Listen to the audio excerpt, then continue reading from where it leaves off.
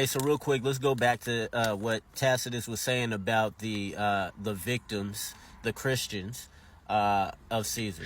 Consequently, although his victims were guilty and deserved to die, people began to feel compassion for them, for they realized that they were being killed not for the public good, but to gratify one man's madness. Now, that's what Tacitus says the reason why they were being killed was, you know what I'm saying, or the perceived reason why the Christians were being martyred, basically. Let's see what John says, though. John says it was the opening of the fourth seal. He says, "Then I looked, and behold, a pale horse, and he who sits on it had the name Death, and Hades was following with him.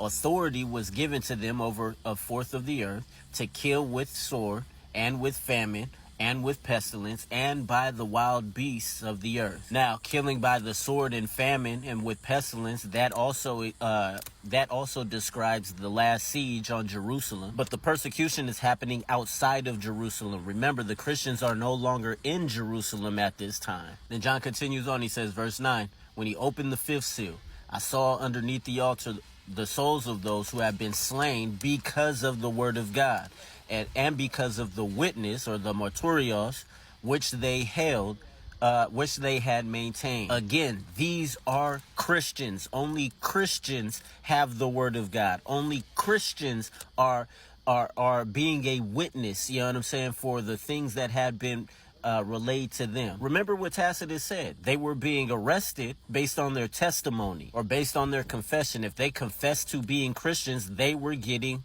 persecuted. They were being arrested. And although it's trendy for us in the 21st century to say we're Christians and say we grew up in church and all that other stuff, for them to admit to being Christians meant they were most likely going to be captured, tortured, and put to death. Yeah, they was made of different stuff back then. You feel me?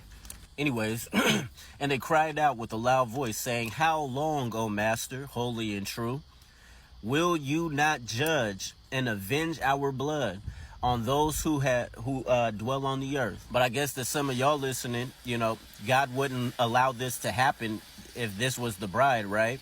Or maybe this isn't the bride, huh? This is some other random group that we ain't never heard of before that, you know, even though they've died the death of Christians, somehow they're not really Christians, right? Anyways, and a white robe was given to each of them, and it was told to them that they should rest for a little while longer until the number of their fellow doulos and their brothers, adelphoi, who were to be killed, even as they had been, would be complete also. Again, more evidence that these Christians were appointed to be killed. They were appointed to be martyred. I'm gonna be real, y'all. None of us in the West can really lay claim to suffering for Christ. You feel me? We don't really know what that's like. Just because you arguing with somebody in the comment section or somebody dislikes your video, you feel me, because you're a Christian, doesn't mean you're being persecuted. Yeah. We pampered in the West. You know, them Christians, those bishops that were at the Council of Nicaea, they had eyeballs missing. They had body parts mangled. You feel me? Some of them didn't have tongues.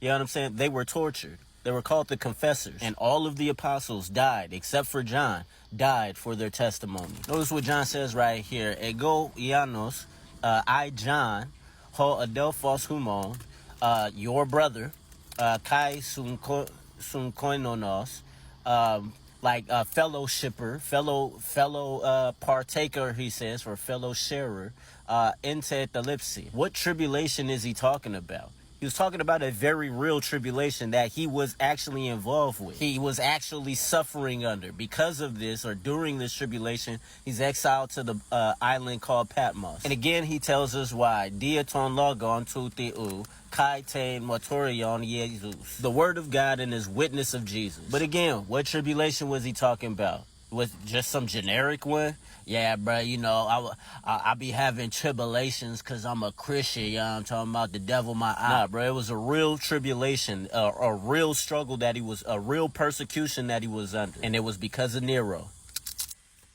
Nero's persecution shows that by the AD 60s, the Roman authorities recognized Christians as a distinct group, separate from the Jews. Christians were obviously unpopular with the ordinary inhabitants of Rome. People looked on Christians as being rather strange and suspicious folk who did not mix with non-Christians. The authorities may have regarded them as a secret illegal society. Tacitus's reference to Christ being crucified under Pontius Pilate is the first known evidence we possess of a pagan writer testifying to the events recorded in the New Testament. Tacitus wrote in the opening years of the 2nd century AD. That's why I don't bother with arguing with these clown atheists on here, these self-proclaimed atheists on TikTok talking about there's no evidence that Jesus... Shut up, bro. That's how I know you've read no real books on the matter. You've done no real research. You've done no historical research at all whatsoever. Just shut up. No evidence exists outside the Bible. What you gonna say? Tacitus was a Christian now? He was a Christian sympathizer? How you gonna prove that?